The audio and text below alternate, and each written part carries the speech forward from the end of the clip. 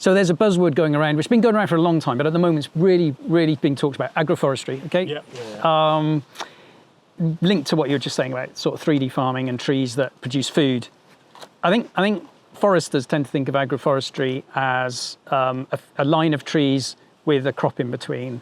And maybe farmers think of agroforestry as their farm with some fruit trees in it or something like that. Okay, I'm really overgeneralizing, but to be honest, it's really hard for a forester to become a farmer. It's really hard for a farmer to become a forester. So the reason I think it's sort of being talked about, but it's never really grabbed the attention of both policy and it's complex. There's no one formula for it, because actually it's every forestry crop possible and it's every agricultural crop possible. If you're going to put them two together as two words, that in itself is just mind-blowing. So I think we just need to simplify it to being more relaxed, just chill about stock maybe in and amongst trees, chill about pasture in and amongst trees, just be a bit chilled if you're a farmer about maybe thinking about, well, I've had cricketbat willow, I've had an orchard, I've got a horticultural crop on the farm next door, which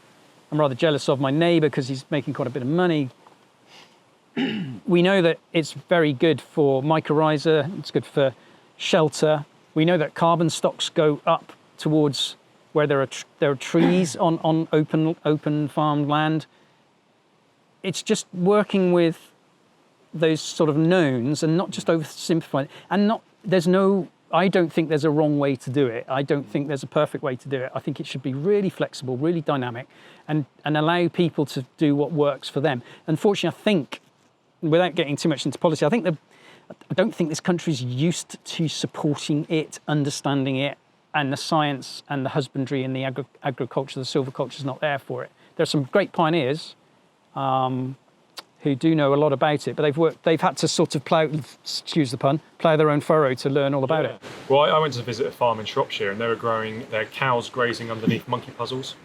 Well, that's quite extreme. Yeah. So that was a very extreme version of it. But they were great just to see what happened. You know, they were just like, well, what's going to happen? Yeah, what can go wrong? You know, and they were thinking, you know, the wood maybe might be worth something, and also you could get the nuts from it too. Mm. So they were thinking, you know, why not give it a go and see what happens? I was waiting for you to come up with the botanical species on that one. Araucaria araucana.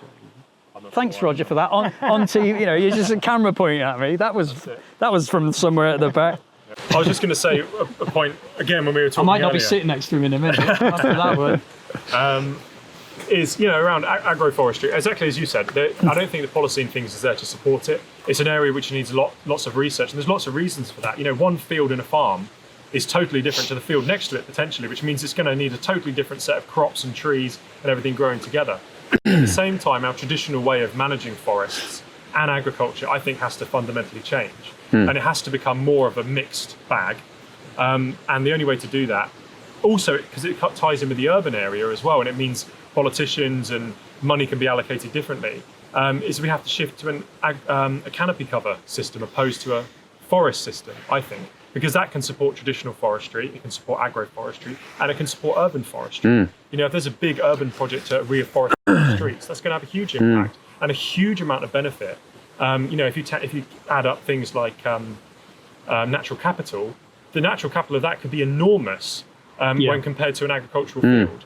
So there's a huge opportunity there to try and marry up the two and help allocate funds differently. Yeah, we've got to stop bringing in species like eucalyptus and just planting it in great swathes of stuff, because it's not good for the soil. It's not good for the public. They want to walk through these woods, and walking through a wood of eucalyptus is going to be pretty